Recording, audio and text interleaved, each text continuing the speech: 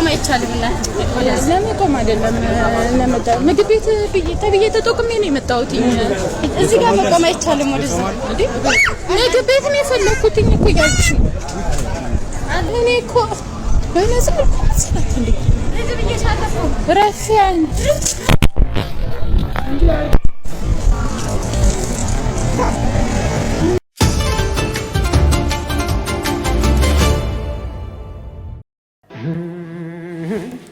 ላንቺ ብዬ ሁሉ ትቼ ስፈልግሽ ዞራለሁ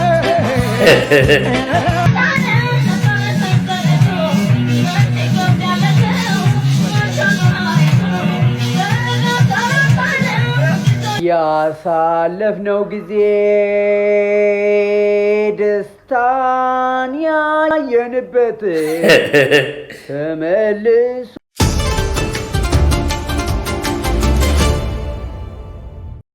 ሰላም ውድ ተመልካቾቼ እንደምን አላችሁ? እንደገና በሌላ ቪዲዮ ተመልሼ መጥቻለሁ። እስከመጨረሻው ድረስ አብራችሁኝ እንድትቆዩ እንደወትሮ ሁሉ ጋብዛችኋለሁ።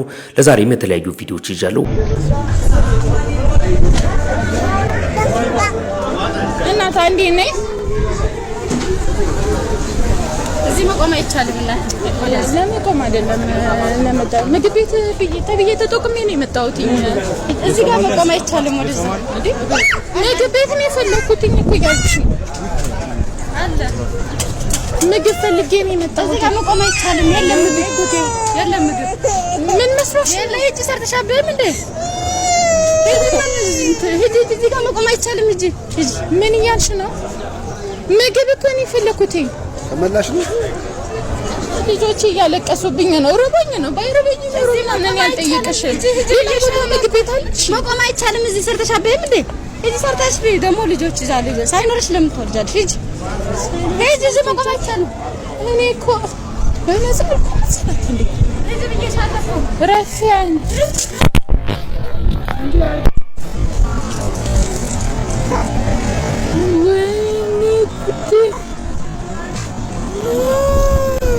ምን ሆነሽ ነው? እኔ እኮ ያልኩትኝ በገንዘቤ ነው ስጪኝ።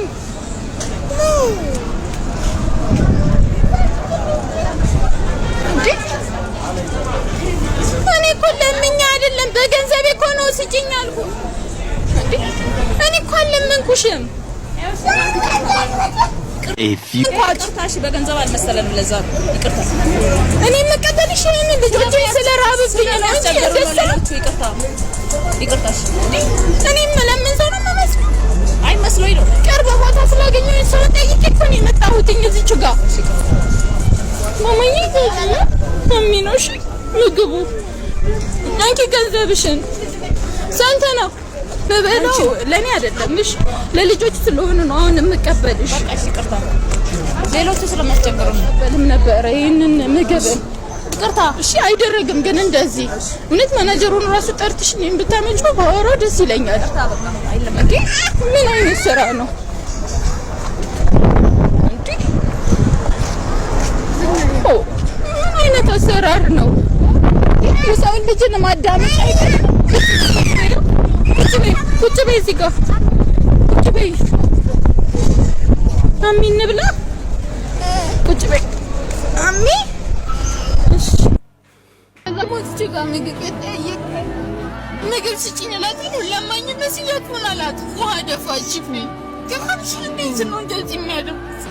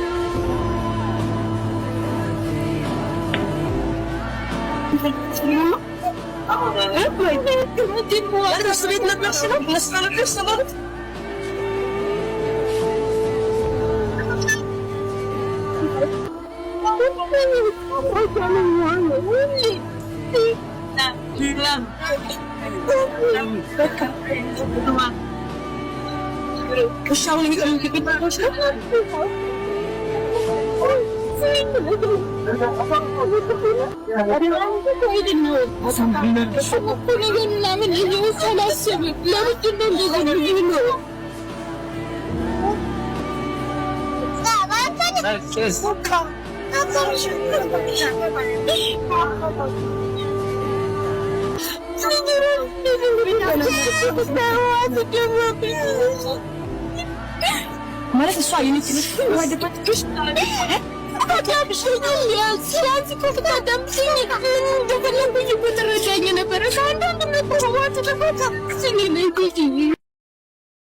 ምን ትላላችሁ በዚህ ጉዳይ? ሰላም። አሁን በኢትዮጵያ ሰዓት አቆጣጠር ከሌሊቱ 7 ሰዓት ነው። ምን ቦታ ይዣችሁ ልሂድ?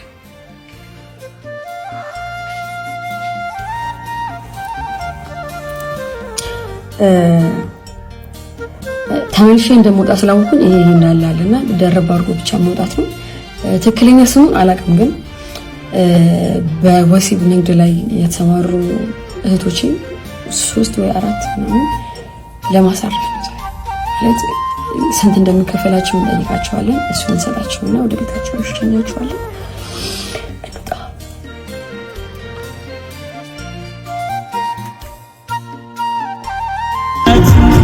አይዞ ከጎን ነኝ በርታ እንደማልሽ ተባሽ እነዚህ አንድ አገኘው ግን ፈረመ ገኝ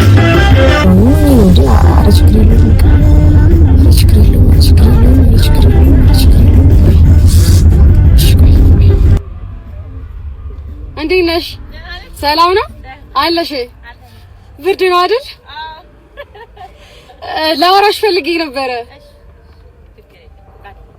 ዛሬ አሁን ስንት ነበረ ቢከፈልሽ? ዛሬ ቢያንስ አዳር ካገኘው 3000 2500 እውነት ጌታ። እሺ አጥፉን ልስጥሽና ወደ ቤት ትገቢያለሽ? ደስ ይለኛል እውነት ግን ትንሽ ታሪክሽን ብታወሪ ደስ ይለኝ። እንዴት ነሽ? ደህና ነሽ? አትፍሪ፣ ፈታ በይ። እሺ እንዴት ነው የመጣሽው ወደ አዲስ አበባ? ገጠመኝ ነው። ተወለድኩት ከፋ ነው፣ ቦንጋ ነኝ። የከፋ ልጅ ነኝ እና አባቴ ጠጭ ነበርና ትንሽ አለመግባባት አለ። እናቴን በጣም ነው የምወዳት ከማንም በላይ። ሌላ እህቶች ራሱ ለእናቴ እንደዚህ አይሳሱም። እኔ እናቴ በቃ የእሷ ቀሚስ ለኔ እንደ ብርድ ልብስ ነው እና ከእሷ ጋር እንድትሆን ወደ 9 ዓመት ልጅ ሆኜ ነው እሱን ከመገለው ብጠፋ ይሻላል ብዬ ጠፋሁ። መድራቸው ላይ እንዲህ እያደረገ ያስቸገረኝ። በቃ ምንድን ነው የሚሻለኝ? እንዴት ነው ጀምራለሁ ብዬ ከነ ድንግል ላይ ከነ ምን ስጀምሩ ድንግል ነበር። እውነት ጌታ ምስክሬ እና እንደዛ ነው። ይሄ ስራ ብቻ ነው የሚሰራው። አጋቢ ያለሽ አይደል ወደ ቤት? ጌታ እግዚአብሔር ይመስገን። እናታ ድንግል እሺ ደግሞ ከ2 ዓመት ከ3 ዓመት በኋላ አቆማለሁ። አላህ ይርዳሽ። መልካም እድል። እሺ መልካም እድል። ሚዲያ ላይ ቢሆንም አስተምራለሁ። ደስ ይለኝ። መልካም እድል። አመሰግናለሁ። ማሪዬ ቻው። በቃ በጣም አመሰግናለሁ። እሺ እናትዬ። እኔ ቆንጆ አኖርሽ ኖር። አሜን አሜን። እድሜና ጤና ጨምሮ ይስጥሽ። ጌታ ደግሞ ከፊትሽ ይቅደም ዘላለም። ምን ትላላችሁ በዚህ ጉዳይ? ጾሜን እያድሬ እርቦኝ ማዕድ ቀረብኩ። ወጡ እየጣፈጠኝ ጣቴን እየነከስኩ ኳስ አሳክዬ 6 ጎሰቆስኩ። 7ኛው ስደርስ አልኩኝ እንደ መጥገብ በቄንጥ መጉረስ ጀመርኩ። ቀረና መስገብገብ 8ኛው ጉርሻም አይከፋም ደህና ነው። 9ኛው ላይ ግን ጨው በዛብኝ። ምን ነው ጭራሽ በ10ኛው ተረዳሁ በቁጡ ዘይትም ሽንኩርትም እንዳነሰው ነው። ሲርቦስ ሳይል እስቲ ተጠየቁ ባቄላ መፈልፈል ጥቁር ጤፍ መናቁ አንድ አለኝ ያለውን መቀናጆ በሬ እጅ በገደለበት አንድ ምስኪን ገበሬ የንስሐ አባቱን እንዲህ ሲል ጠየቀ። መልሶ አሉታ እንዳይሆን እየተጨነቀ በሬ እንጂም ነክሶት ሳልባርከው ሞተ እንደ ሃይማኖቴ። ግን ባይባረክም ቢርበይ በላሁት ቢታጠፋ እንጀቴ። ይሄ ኃጢአት ነው ወይ ይንገሩኝ አባቴ። አባም ጭራቸውን እየነሰነሱ እዝን ትክዝ ብለው ይህንን መለሱ።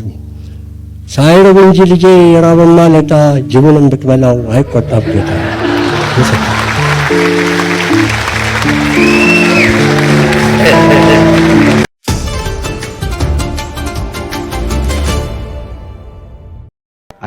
አዳምም ሔዋንም ኢትዮጵያዊ እንደሆኑ ታውቃቸዋል። በምን ምክንያት ኢትዮጵያ? ከዚህ በፊት እርሱ ሲናገሩ አዳም ኦሮሞ ነው ብለው ሲናገሩ ቪዲዮ አለኝ። አዳም ኦሮሞ ነው፣ ሔዋን አማራ ነው። በምን አይደሉም? እስራኤላዊ አይደሉም። እስራኤላዊ አይደሉም። አይደሉም። በምን መረጃ ነው እርሶ እስራኤል የምትባለው ሀገር አመትም አልሞላ ግን አውቀዋል ሔዋን ማለት እኮ ለአዳም ከባቡ ጋር አውርታ አፕሉን የሰጠችው ፍሬውን የሰጠችው አትብሉ ከተባሉት ፍሬ አምጥታ ለአዳም የሰጠችው እኮ ነች ሔዋን ማለት ከአዳም ጎን አጥንት ውስጥ ከግራ ጎን ነው። ጎኑ ራሱ ቀኝ አይደለም፣ ከግራ ጎን የተፈጠረች። ከዛን አሳሳተኝ ሰይጣን አሳሳተኝ አለች እሷ አይደል?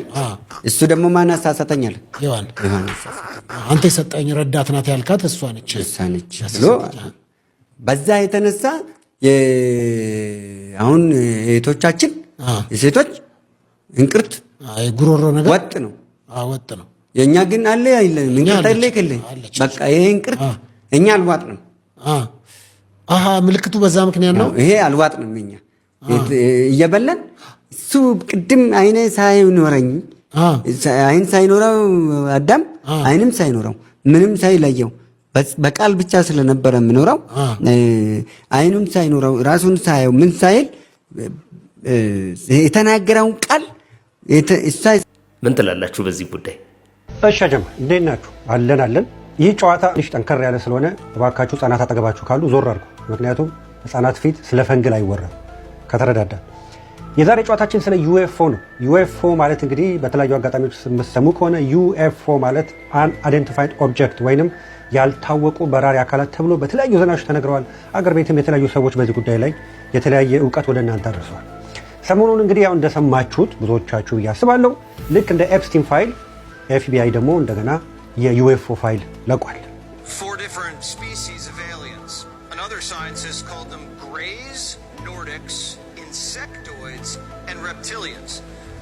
ይህ የዩኤፍኦ ፋይል ምንድነው? ላለፉት 60 እና 70 ዓመታት የነበረው ኢንቨስቲጌሽን የነበረው እንቅስቃሴና አጠቃላይ ነገሩ ምንድነው የሚለው ነው። አንዳንዱ ሆክስ ወይንም ዝም ብሎ ፈጠራ ውሸት ነው የሚላለ፣ አንዳንዱ ደግሞ ትክክል ነው በህይወት አሉ የሚላለ። ስቲል አከራካሪ ነው። አሁን እኔ ከየትኛው ነህ ብላችሁ ብትሉኝ እኔ ራሱ አንዳንዴ ግራ አጋባለሁ። በሆነ አጋጣሚ እንደዚህ አይነት ነገር ደግሞ በጣም ደስ ስለሚለኝ ሀንት ማድረግ ፈልጋለሁና አንዳንዴ አሁን አይደለም ከዛሬ 8 እና 9 ዓመት ጀምሮ አቅሜ በፈቀደው እውቀቴ በፈቀደው መጠን አንዳንድ ነገር እንደዚህ አይነት ሱፐርናቹራል የሆኑ ነገሮችን ሀንት ማድረግ ደስ ይለኛል። በሆነ አጋጣሚ እኔ ዞር ስል ያየሁትን የታዘብኩትን ወደ እናንተ አደርሳለሁ ማለት ነው። የማወራውን ነገር እናንተ በኮመንት መልክ አረ ይሄን ነገር ማንም ሰምቻለሁ ትሉኛላችሁ ማለት ነው። መጀመሪያ ላልሰማችሁ አሁን የኤፍቢአይ የለቀቀው ፋይል ምንድነው የሚለውን ትንሽ እሱን ልግለጽላችሁ።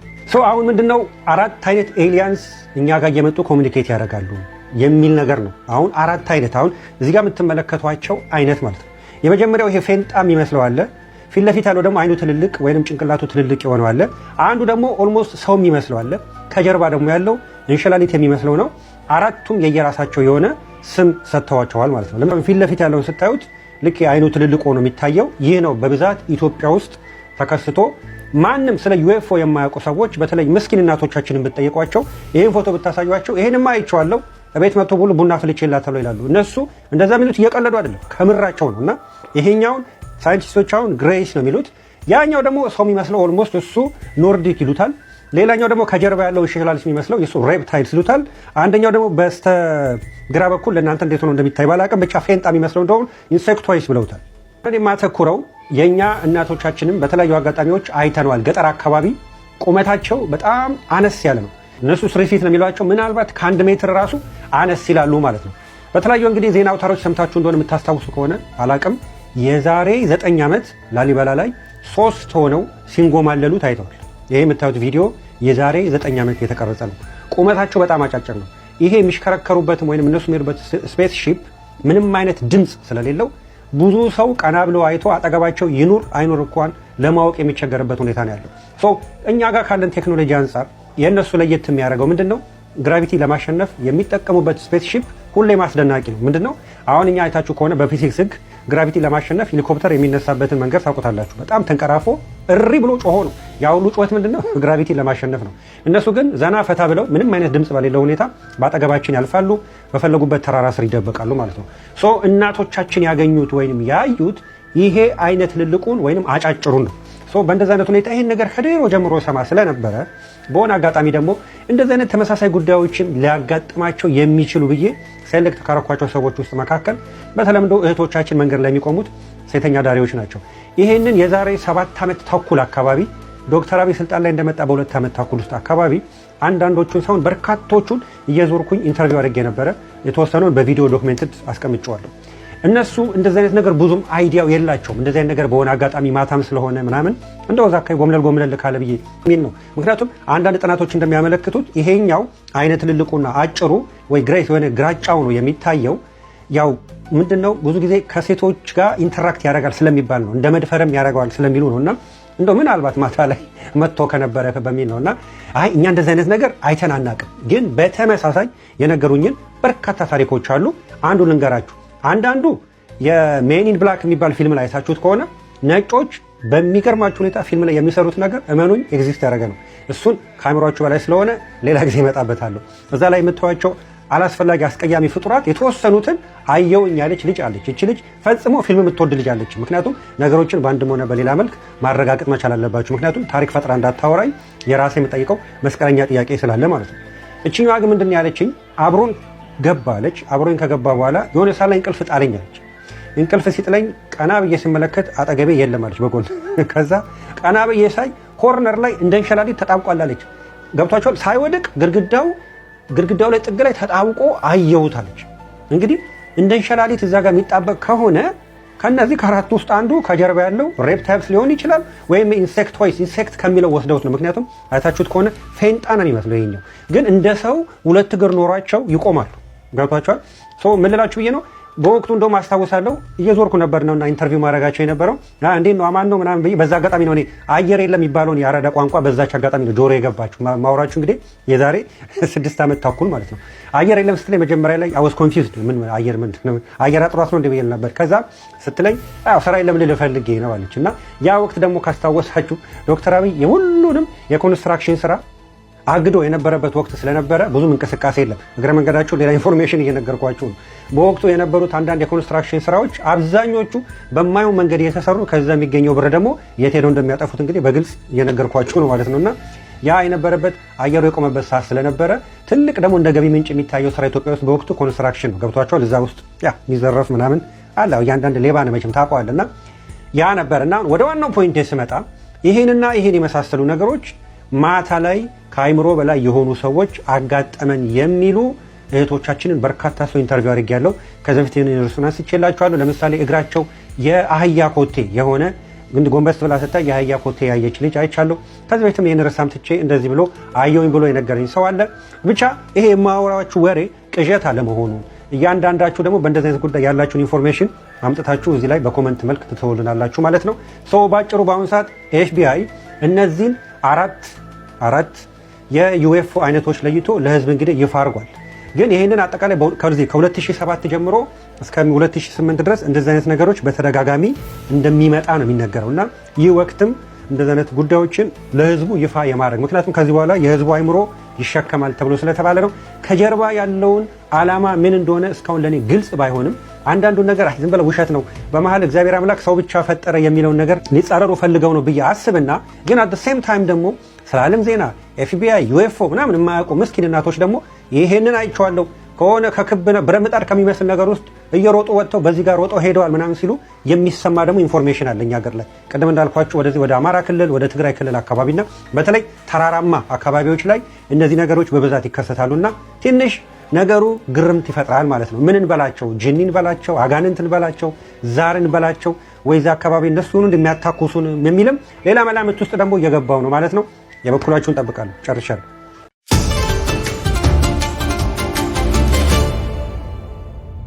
እንግዲህ ለምሽቱ ያስኩላችሁ ቪዲዮ ይህንን ይመስል ነበረ። በሌላ ቪዲዮ ተመልሼ እስከመጣ ድረስ እስከ መጨረሻው ቪዲዮን ከተከታተላችሁ ላይክ ማድረጋችሁ እንዳይዘነጋ፣ የደወል ምልክቷን ለመንካት ሰብስክራይብ ማድረጋችሁ ግዴታ ነው ማለት ነው።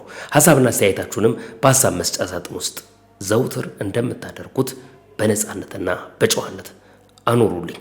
በሌላ ቪዲዮ ተመልሼ እመጣለሁ። መልካም ጊዜ፣ መልካም ቆይታ ይሆንላችሁ።